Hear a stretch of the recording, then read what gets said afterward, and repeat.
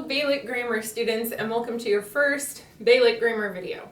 We're about to jump in and learn about English verb tenses, but before we do that, I want to make sure that you know what all of the possible verb forms are in English.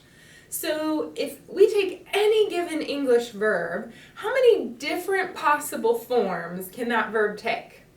If you said 5, then you're right. Let's talk about what each of those are. We'll start with verb 1. Now, some instructors use numbers like verbs 1, 2, 3, 4, 5. Others use a more grammar label. I'm going to give you both so that you can understand all the resources. So the first one that we'll take a look at is also called the base form. I'll give you 2 examples here, both a regular verb like work and an irregular verb like write. You'll notice with the base form, it's just the root of the word. There's no change and nothing added to the verb. All right, how about verb 2? Do you know what else this one is called?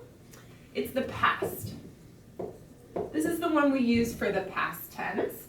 So for a regular verb like work, we're going to add that ed and get worked. And for our irregular verb like write, that's where we're going to notice that verb change. All right, let's move on to verb 3. This one is also called the past participle. Now, I'm sure you know the past participle for work, right? It's going to be exactly the same as verb 2 for those regular verbs, just adding ed again to the base form.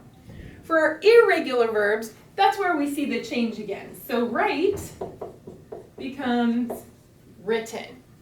And we notice the difference there between verbs 2 and 3. Okay, how about verb 4?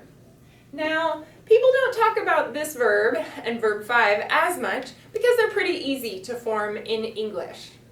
This one is what we call the present participle.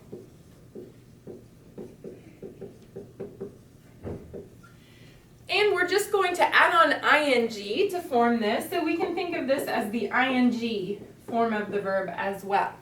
So for our regular verb work,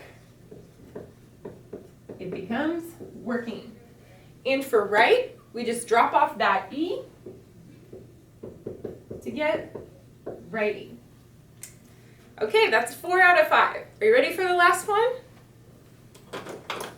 Verb 5. This one is our third person singular that we use with our present tense. This is the one where we use he, she, or it and add on s or es to the verb, depending on the spelling. So for a verb like work, that's our regular verb, we're just going to add on that s to the end and get works. For our irregular verb, same thing. We just add that s right onto the end of the base form. Well, that's it. These are all of the possible forms that every English verb can take. Only 5. So I'll see you soon for our verb tenses review.